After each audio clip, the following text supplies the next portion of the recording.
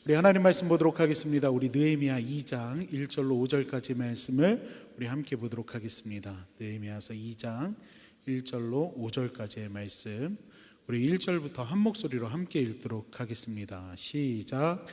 아닥사스다 왕 제20년 니산월에 왕 앞에 포도주가 있기로 내가 그 포도주를 왕에게 드렸는데 이전에는 내가 왕 앞에서 수심이 없었더니 왕이 내게 이르되 내가 병이 없거든 어찌하여 얼굴에 수심이 있느냐, 이는 필연 내 마음에 근심이 있음이로다 하더라.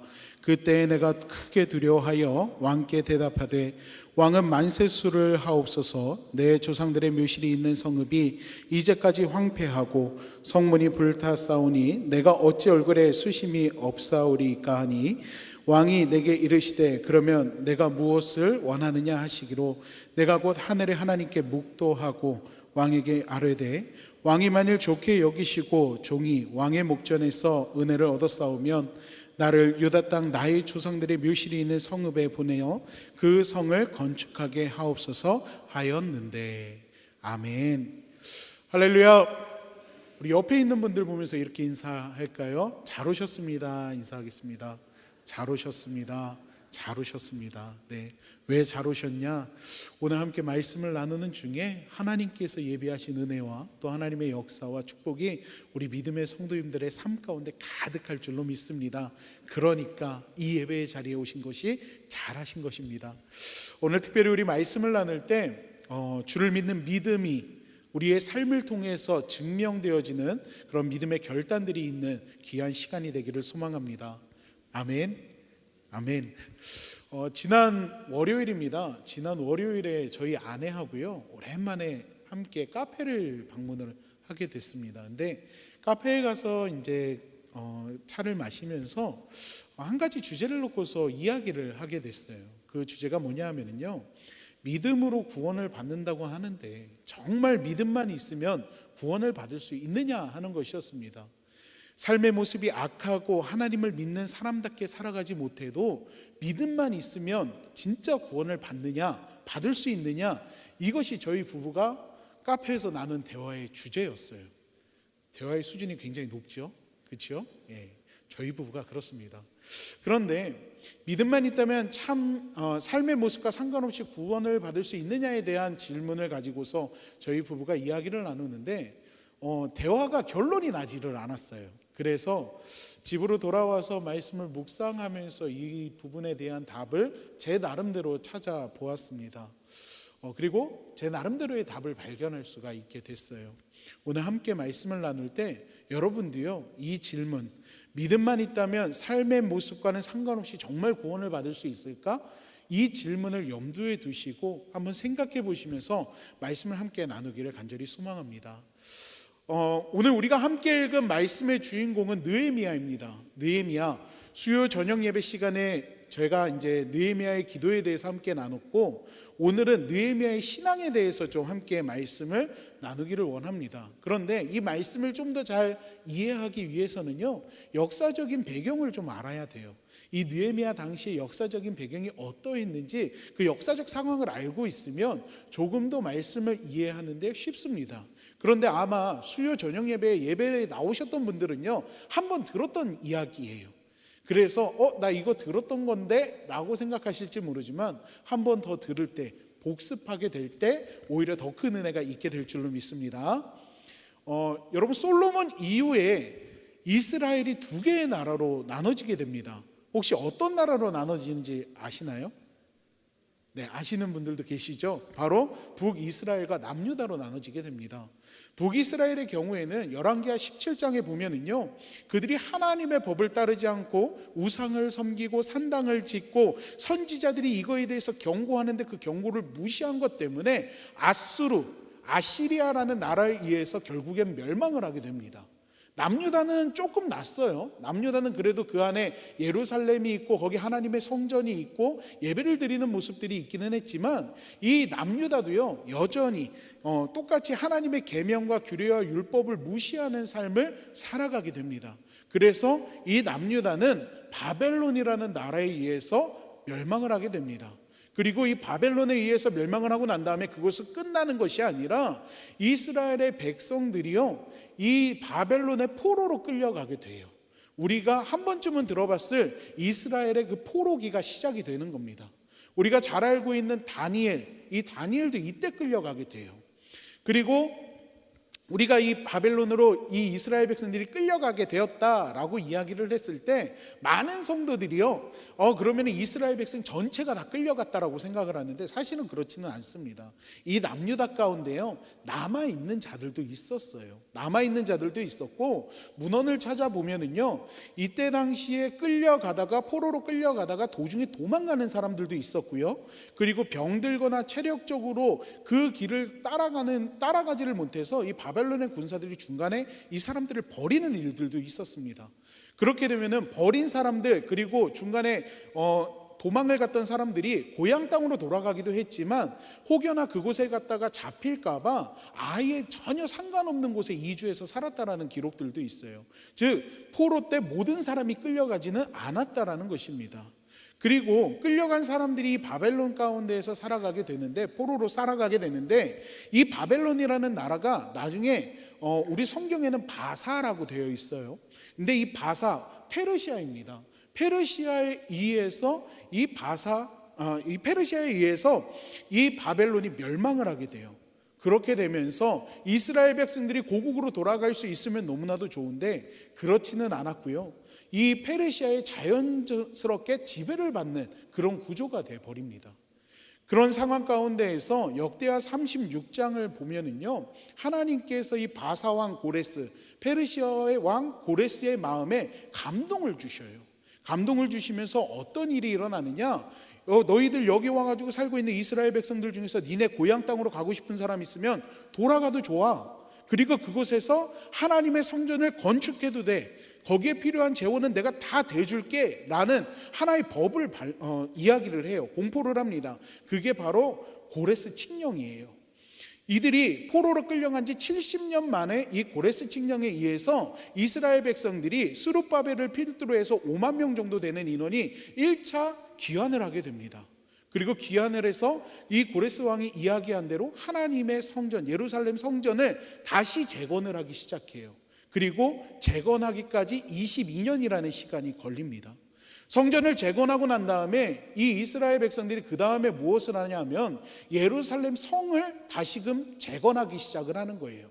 무너진 성벽도 쌓고 재건하는 일들을 하게 됩니다.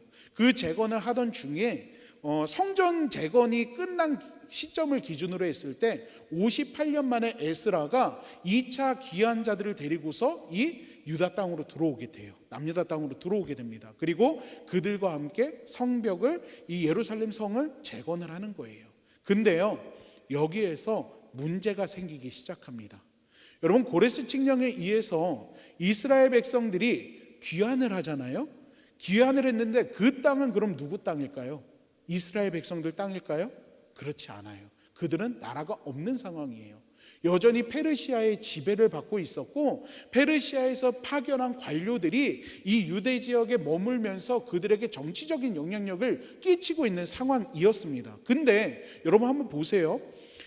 이 페르시아의 관료들이 와가지고 보니까 유다 사람들이 와가지고 뭐예요? 성전을 재건해요. 성전 재건이 끝나니까 뭐예요? 성벽을 쌓기 시작해요. 성을 재건하는 거예요. 그러면서 이 관료들이 볼 때 뭐라고 생각하느냐, 야, 쟤네들 혹시 다른 마음 있는 거 아니야? 전쟁 준비하고 있는 거 아니야? 반란을 일으키려고 하는 거 아니야? 끊임없이 이 유대 지역에 남아있는 이 사람들에 대해서 그 충성심을 의심하기 시작을 합니다. 그러면서 어떻게 하느냐, 이 계속해서 본국에다가 이들이 성전 재건하는 거 막아야 됩니다, 계속해서 건의를 하는 거예요. 자, 두 번째 문제는 뭐냐 하면은요, 남아있는 자들이 있었다라고 했잖아요.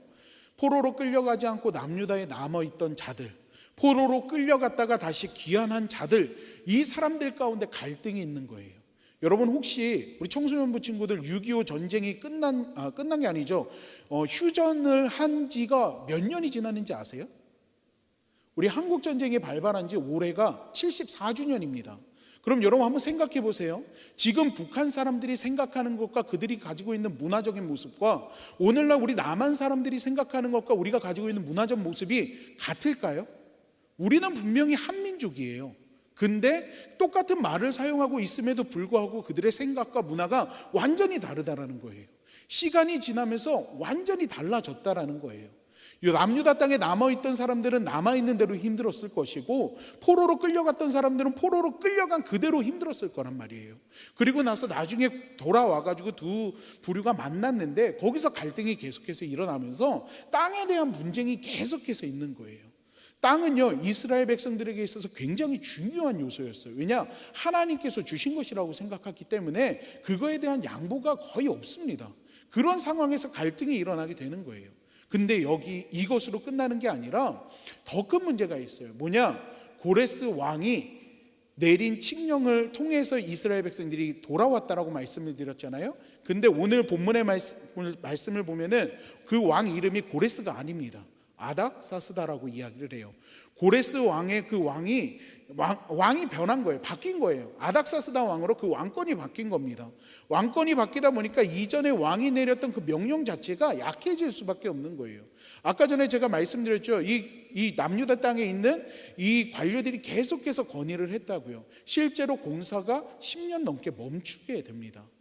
공사가 멈추게 되면서 무슨 일이 일어나느냐? 이스라엘 백성들, 그곳에 남아있는 자들, 그리고 귀환한 자들이 환난을 당하고 핍박을 당하고 정말로 능욕을 당하고, 그리고 이 느헤미야서 1장에 보면은 예루살렘 성이 무너지고, 그리고 성벽이 12개가 있는데 그 12개가 불탔다라고 이야기를 해요.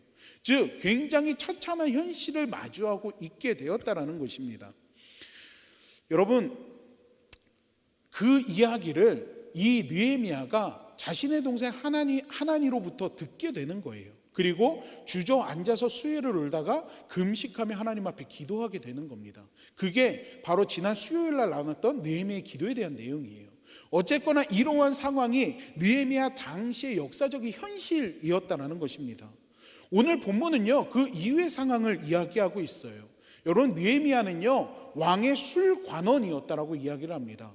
술관원은 무엇을 하는 사람이냐 하면은요, 왕이 마시는 술을 관리하는 사람이에요. 왕이 마시는 술을 관리할 뿐만 아니라 그때 당시에는 왕을 독살하는 일들이 굉장히 많았습니다. 그래서 이 술에 독이 들었는지 그것을 먼저 맛보는 일들을 했고요. 그리고 두 번째로는 이 왕의 술관원은 아무나 될 수 있는 게 아니에요. 왕과 가장 가까운 사람, 왜냐? 왕이 믿고 신뢰할 수 있는 사람을 세울 수밖에 없는 것이 아까 말씀드렸던 독살의 문제가 있는 거예요. 자신을 암살할 수도 있기 때문에 자기와 가장 친분이 있는 사람을 술관원으로 세우게 됩니다.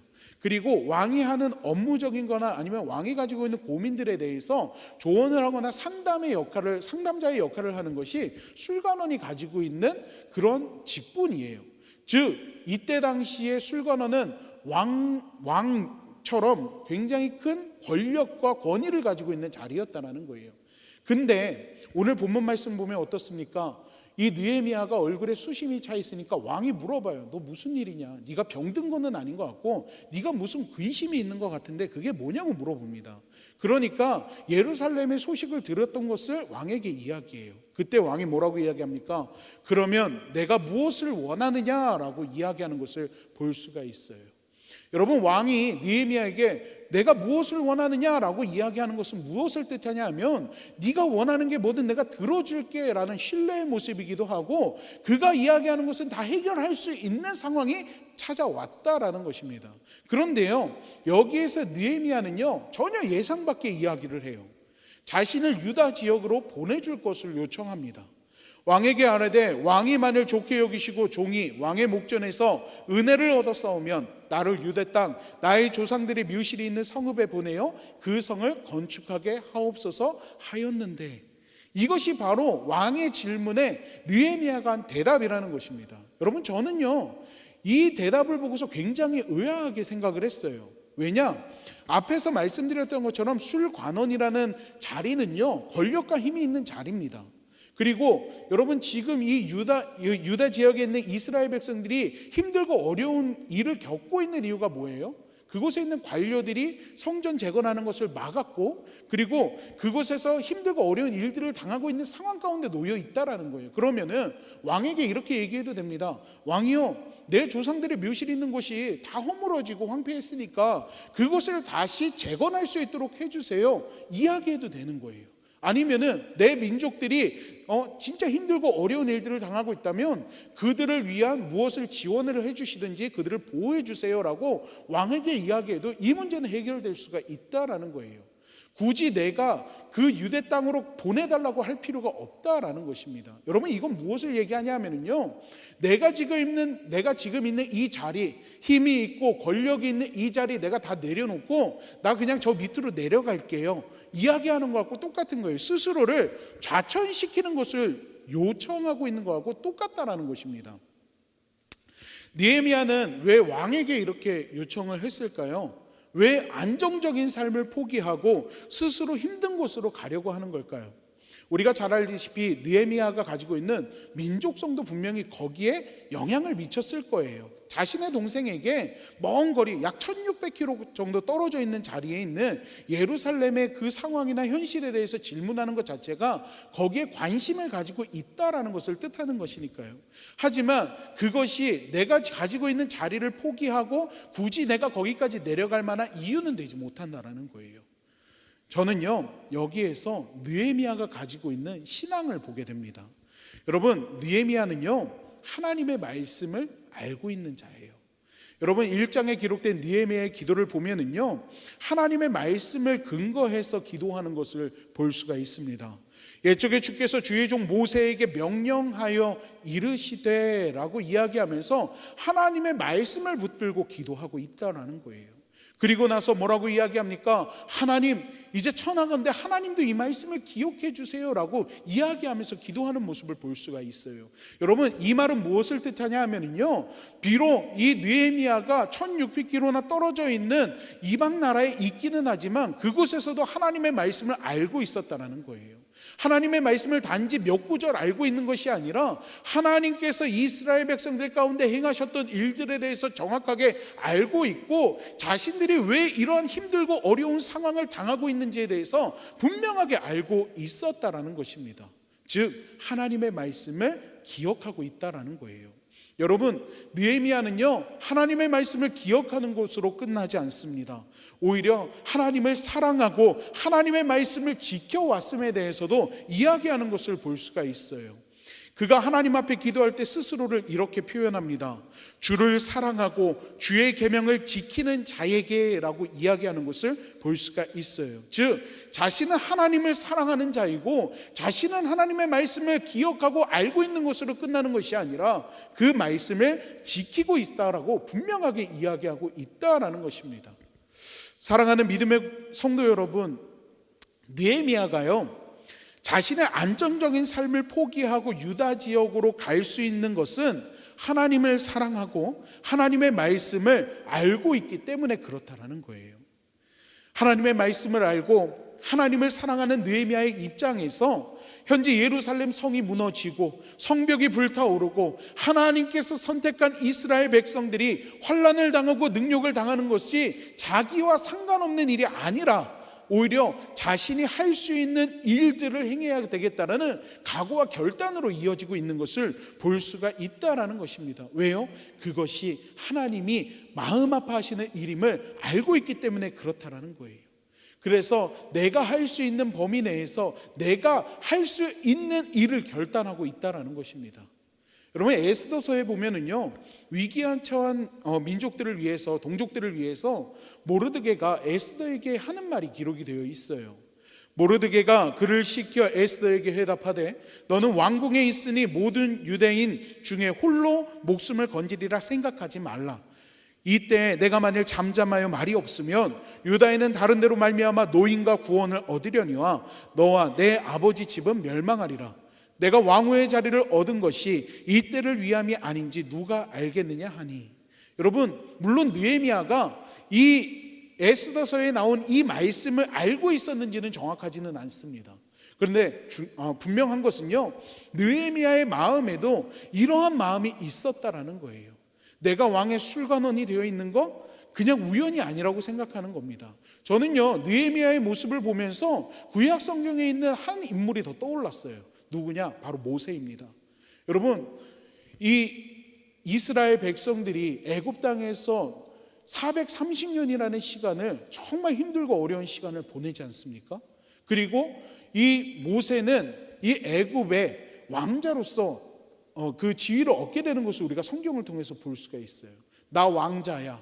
나는 왕자니까 괜찮아. 나 혼자 잘 먹고 잘 살면 돼. 모세가 보이는 삶의 모습은 그렇지 않다라는 거예요.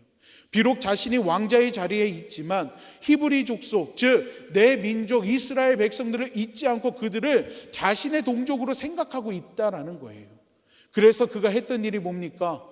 핍박하고 있던 정말로 힘들고 어려운 상황들을 만들고 이 히브리 족속을 괴롭히고 있던 애굽의 병사를 자신이 죽이는 일을 하지 않습니까? 여러분, 그리고 난 다음에 그가 하는 일이 뭐예요? 하나님께서 그를 택하시고 그를 통해서 하나님께서 계획하신 일들을 이루어 가시는 것을 볼 수가 있다라는 거예요. 모세는요, 내가 왕자니까 이 자리에 그냥 안주하고 있겠다라는 모습을 보이지 않았다라는 거예요. 여러분, 느헤미야도 마찬가지입니다. 내가 술관원이니까 나하고 상관없는 일로 바라보는 것이 아니라 오히려 그 상황 가운데 하나님께서 나를 통해서 하실 일들에 대해서 생각하고 있는 모습들을 볼 수가 있다라는 것입니다. 사랑하는 믿음의 성도 여러분, 저는요, 말씀을 시작하면서 카페에서 저희 아내와 나눴던 대화의 주제에 대해서 말씀을 드렸어요. 답을 내리지 못했다고 말씀을 드렸죠. 믿음만 있으면 삶의 모습과 상관없이 구원을 받을 수 있을까라는 질문에 대한 답은 제가 내린 결론은 그렇다입니다. 여러분, 삶의 모습이 어떻든 내가 하나님을 믿는 믿음만 있으면 우리는 구원을 받을 수 있다라는 거예요. 저는 여기서 예수님 옆에 달렸던 두 강도의 이야기에 좀 주목을 할까 합니다. 누가복음 23장 39절로 43절까지의 말씀을 보면은요, 예수님께서 십자가에 달리실 때 양쪽 옆에 행악자들이 함께 달렸다라고 이야기하는 것을 볼 수가 있어요. 그런데 여러분, 제가 예전에도 설교하면서 한번 말씀을 드린 적이 있는데, 이때 당시에 십자가 형벌은요, 아무에게나 주는 형벌이 아닙니다. 워낙에 잔인하고 잔혹한 형벌이다 보니까 보통은 이 로마의 반기를 들고 밀란을 일으키거나 반란을 일으켰던 자들, 정치적인 사람들, 아니면 정말로 누구나 인정할 만한 흉악한 범죄를 이룬 그런 범죄자들을 처형하는 도구로서 십자가 형벌을 했어요. 오늘 말씀드렸던 이 누가복음에는요, 이들이 행악자라고 이야기를 합니다. 그런데 다른 본문에 보면은요, 이들을 강도라고 표현하는 것을 볼 수가 있어요. 즉 그들이 저지른 범죄의 모습은 십자가에 달릴 만큼 굉장히 흉악했다라는 것을 알 수가 있다라는 것입니다. 그런데요, 그 중에 강도 중에 하나가 예수님을 향해서 이렇게 이야기를 하지요. 이르되 예수여, 당신의 나라에 임할 때 나를 기억하소서 이야기합니다. 예수님께서요, 그 이야기를 듣고서 이렇게 이야기하십니다. 예수께서 이르시되 내가 진실로 내게 이르노니 오늘 내가 나와 함께 낙원에 있으리라 하시니라. 무슨 말입니까? 이 강도가 흉악한 범죄를 이르렀던 이 사람이요, 모든 사람이 인정할 만한 그런 범죄를 저질렀던 이 죄인이요, 예수님을 향해서 자신의 믿음을 고백하는 거예요. 주님, 내가 주님과 함께 하기를 원합니다. 그랬더니 예수님께서 이야기하시는 것이 무엇입니까? 그래, 네가 오늘 나와 천국에 들어가게 될 거야. 구원을 받았다라는 것 아닙니까? 여러분, 우리는요, 어려서부터 권성징악에 대해 굉장히 익숙해져 있어요. 죄인은 벌을 받아야 한다라는 거죠. 때문에 이런 생각을 가지고 있다 보니까 우리는 어떻습니까? 죄를 지었는데, 악한 삶을 살아왔는데, 정말 누가 봐도 악인처럼 살아왔는데 어떻게 저 사람이 구원을 받을 수 있어? 라는 생각들을 가지고 있게 된다는 거예요. 실제로도 그렇지 않습니까? 우리가 어려서부터 받는 신앙의 교육을 보면 어떻습니까? 야, 너 거짓말하면 지옥 가. 너 나쁜 짓 하면 지옥 가. 너 미워하고 시기하고 질투하면 지옥 가라는 이야기들을 우리가 하지 않습니까? 그런데 여러분, 성경에 보면은요, 정말로 그렇게 되어 있습니까? 아니라는 거예요. 성경에서는 뭐라고 이야기합니까? 구원의 유일한 조건에 대해서 요한복음 3장 16절에서 뭐라고 이야기합니까? 예수님을 믿는 믿음만 있으면 우리가 구원을 받을 수 있다고 분명하게 이야기하고 있지 않습니까?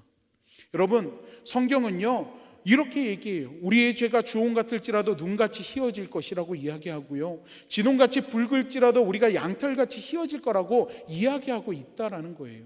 왜요? 하나님은 용서하시는 하나님이시기 때문에 그렇다는 것입니다. 저는 모건대학교를 나왔습니다. 지금 현재 모건대학교 총장으로 있는 이희학 교수님이요, 예전에 쓴 논문이 하나 있어요. 하나님의 홍수 심판과 무지개 언약이라는 그런 논문이 있습니다. 근데 이 논문을 보면은요, 이런 대목이 있어요.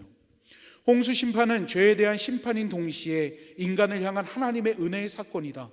하나님이 인간을 완전히 버리지 않으시고 홍수 심판으로 인해 땅이 오히려 구원을 받는 과정이 된다. 하나님은 노아 시대 사람들의 악함을 보고 심판을 결정했지만 반대로 사람을 사랑하사 노아에게 은혜를 입게 하시고 노아를 통해 인류가 이어지게 만드는 것을 볼 수가 있다. 여러분, 죄에 대한 대가는 분명히 있습니다. 성경에서 죄의 대가가 없다라고 얘기하지 않아요.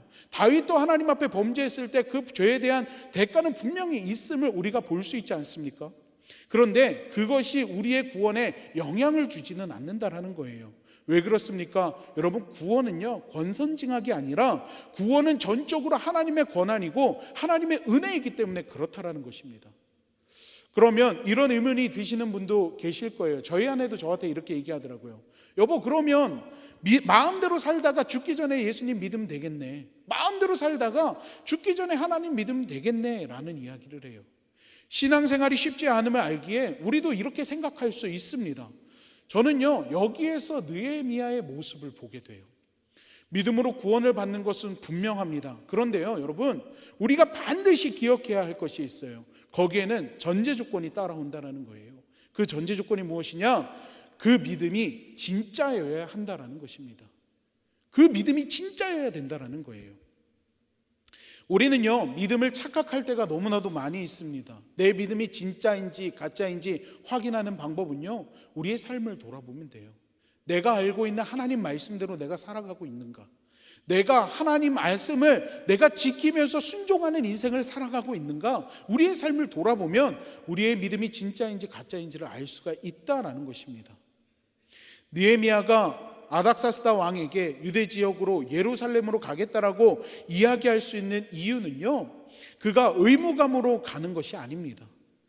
의무감으로, 민족적인 의무감으로, 내가 술관원적으로서의 의무감으로가 아니라 하나님을 사랑하는 마음으로, 하나님의 말씀을 생각했을 때 주를 위해서 내가 할 수 있는 일을 하겠다라는 결단을 가지고 그곳으로 가고 있다는 거예요. 여러분, 신앙은요, 종교생활이 아님을 기억하시기 바랍니다. 여러분, 습관적으로 신앙생활을 할 수도 없고요, 의무감으로 이 신앙을 가지고 있을 수도 없습니다. 내가 집사이니까, 내가 권사니까, 내가 장로고 목사이니까 내 직분에 맞는 의무감으로 신앙생활하고 믿음생활한다? 봉사활동한다? 여러분, 이거는요, 다 한계에 부딪힐 수밖에 없다라는 거예요.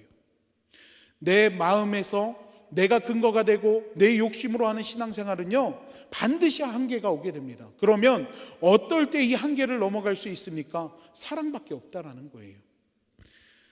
하나님이 홍수 심판에서 노아의 가족을 통해서 인류를 이어가게 하신 것은요, 하나님께서 이 세상을 다시 새롭게 창조할 만한 능력이 없어서가 아닙니다.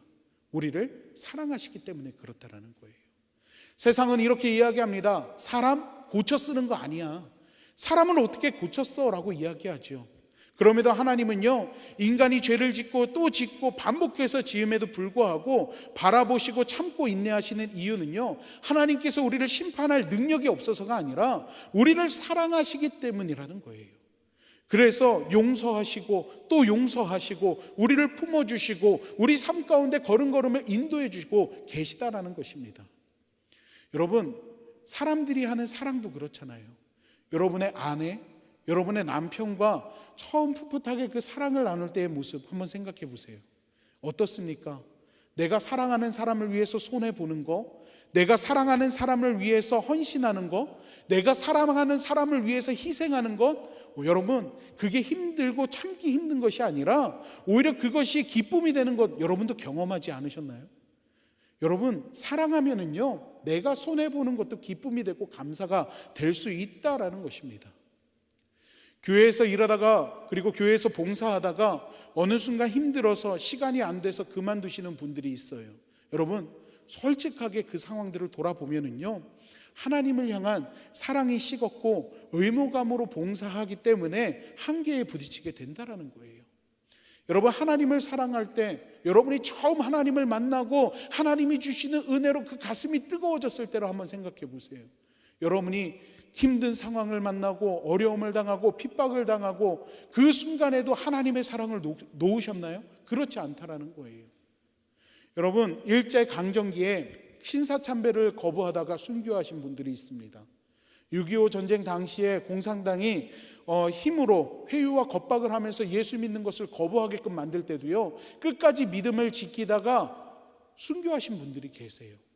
여러분, 초대 기독교 어떻습니까? 초대 기독교 보면은요, 이 사자밥이 된다라는 것을 알고도 내가 내 목숨이 위험하다는 것을 알면서도요, 예수 믿는 것을 끝까지 지켰던 사람들이 있어요. 여러분, 이 사람들 왜 그랬을까요? 바보라서 그랬을까요? 무엇이 이익이 되는지 계산하지 못해서 그랬을까요? 아니라는 거예요. 이들이 순교할 수 있었던 것은요, 알고 있기 때문에 그렇다라는 것입니다. 하나님의 말씀을 알고 그것을 믿는 믿음이 있기 때문에 신앙적인 타협이 이루어지지 않았다라는 것입니다. 야고보서를 보면은요, 진짜 믿음이 무엇인지 이렇게 이야기하는 걸 볼 수가 있어요. 내 형제들아, 만일 사람이 믿음이 있노라 하고 행함이 없으면 무슨 유익이 있으리요? 그 믿음이 능히 자기를 구원하겠느냐? 많은 형제나 자매가 헐벗고 일용할 양식이 없는데 너희 중에 누구든지 그에게 이르되 평안히 가라, 덥게 하라, 배부르게 하라 하며 그 몸에 쓸 것을 주지 아니하면 무슨 유익이 있으리요? 이와 같이 행함이 없는 믿음은 그 자체가 죽은 것이니라. 여러분, 야고보서에서는요, 이러한 믿음이 죽은 믿음이라고 이야기하고 있어요. 이러한 믿음이 가짜 믿음이라고 이야기하고 있다라는 것입니다. 여러분, 신앙은요, 말로 하는 것이 아닙니다. 습관이나 의무로 하는 것이 아닙니다. 죽은 믿음으로, 헛된 믿음으로 그 믿음이 우리를 구원할 수 없다라고 오늘 우리에게 반문하고 있다라는 것입니다. 우리는 믿음을 통해서 구원을 받습니다. 그런데 여기서 요구되는 믿음은 진짜 믿음이라는 거예요. 알면서 행동하지 않는 거, 알면서 지키지 않는 거, 유행을 바라거나 편법을 바라는 것은요, 진짜 믿음이 아니라는 것입니다. 하나님의 말씀을 아는 대로 설사 그것이 내게 손해가 되고 그것이 핍박이나 환난이나 아픔이 된다 할지라도 그럼에도 불구하고 행동하는 것이 진짜 믿음이라는 거예요. 믿음은 타협이 아닙니다. 합리화도 아닙니다. 이 정도 하면 되겠지, 남들 하는 만큼만 하면 되겠지. 여러분, 이런 마음이 있다면 이것은 내 스스로가 가지고 있는 믿음이 가짜라는 것을 증명하는 것밖에 되지 않습니다. 우리가 예수를 믿는 자라면, 우리가 그리스도인이라면 아무리 힘든 상황과 환경들을 만나게 된다 할지라도 내가 예수 믿는 그 믿음 때문에 손해를 보고 내가 예수를 믿는 그 믿음 때문에 힘들고 어려운 상황들을 만나고 내가 그 예수를 믿는 것 때문에 정말로 핍박을 받는다 할지라도 오히려 그것이 감사가 되고 오히려 그것이 찬양의 제목이 될 수 있다라는 거예요. 여러분, 이것이 바로 성경이 말하는 하늘의 상급을 쌓는 방법이고요, 산상수훈에서 예수님께서 말씀하셨던 팔복에 담긴 비밀이라는 것입니다. 사랑하면은요, 손해보는 것도 기쁨이 됩니다. 속이 상할지라도 하나님을 믿는 사람이라면 이것을 견뎌낼 뿐만 아니라 오히려 감사할 수 있다는 거예요. 여러분, 오늘 본문 말씀 속에 있는 말씀의 주인공 느헤미야는요, 하나님의 말씀을 아는 대로, 하나님을 사랑하는 대로 실천하는 삶을 보여주고 있다라는 것입니다. 그것이 곧 자기가 누리는 것을 포기한다 할지라도 그것이 주를 위해 기쁨이 되고 주를 위한 일이라면 아낌없이 내려놓을 수 있는 결단이 있다라는 거예요. 하나님께서 사랑하시는 오늘 함께 예배를 드리는 우리 믿음의 성도 여러분, 여러분은 믿음으로 여러분의 삶을 증명해내고 있습니까? 여러분의 삶에서 내가 예수 믿는 사람, 내가 그리스도인, 그것을 증명하는 인생을 살아가고 계십니까? 느헤미야는 자신의 삶을 통해서 하나님을 드러냅니다. 예루살렘으로 가서 그곳에서 한 손에는 병장기를 들고 한 손에는 성벽을 쌓으면서 함께 하시는 하나님을 의지하고 함께 성벽을 재건하는 이들 독려하는 모습을 볼 수가 있습니다. 그리고 52일 만에 그가 그 예루살렘 성벽을 다 재건하게 되는 모습을 보게 됩니다. 그가 자신의 위치에서 자신이 가지고 있던 것들을 포기하지 못하고 내려놓지 못했다면 어쩌면 그 성벽이 완공되기까지는 더 오랜 시간이 지났거나 아니면 이를 반대하는 이들 때문에 제대로 완벽하게 만들어지지 못하는 상황들도 겪었을지도 모릅니다. 하나님은요, 우리가 이 땅에서 믿음으로 우리의 삶을 증명하기를 원합니다. 여러분, 저는 오늘 함께 이 말씀을 나누는 시간이 여러분의 마음에 의무나 습관이나 합리화나 타협이 있는 거짓 믿음이 아니라 예수를 믿는 자, 그리스도임을 믿음으로 증명해내는 삶의 결단이 되는 시간이 되기를 간절히 축원합니다. 그리고 여러분의 삶의 자리가 하나님의 역사로 날마다 채워지기를 간절히 소망합니다. 여러분의 믿음, 진짜 믿음인지 생각해 보시고 진짜 믿음을 갖기 위해 이 시간 결단하기를 간절히 소망합니다. 우리 이 시간 기도하도록 하겠습니다. 지금도 살아계시는 하나님 아버지, 오늘 말씀이 우리 마음 가운데 깊이 새겨지고 기억나고, 그리고 이 말씀을 붙들고 우리가 진짜 믿음을 가지고 살아가기를 간절히 원합니다. 하나님, 우리의 삶을 돌아보았을 때 우리가 하나님을 믿노라 이야기하면서 소유했던 그 믿음이, 우리가 가지고 있던 그 신앙의 모습들이 어쩌면 오늘 말씀 속에 나왔던 거짓 믿음의 모습과 닮아 있지는 않은지 함께 돌아보기를 원합니다. 그리고 만약 그러하다면 이 시간 느헤미야의 그 신앙과 그 믿음을 본받아서 하나님, 우리가 그 믿음을 가지고서 주님이 기쁨이 되는 삶, 하나님, 우리의 믿음을 통해서 우리의 삶을 증명해낼 수 있는 그러한 모습들이 나타나기를 원합니다. 하나님, 예배를 마치고 각자의 삶의 자리로 돌아가게 됐을 때 하나님께서 우리 믿음의 성도들을 주님의 능력의 손길로 붙들어 주시사 하나님 있는 그 자리가 하나님의 살아계심을 드러내고 나타낼 수 있는 복된 자리요, 역사의 현장이 되어질 수 있도록 하나님 함께하여 주시옵소서. 하나님, 우리의 믿음이 연약합니다. 하나님, 우리에게 진짜 믿음을 소유할 수 있도록 주의 강한 권능의 손길이 우리의 연약한 믿음을 붙들어 주시옵소서. 하나님께서 우리 믿음의 성도들을 붙들어 주시고 이끌어 주시고 인도하여 주실 것을 믿사오며 예수님의 이름으로 기도하옵나이다. 아멘.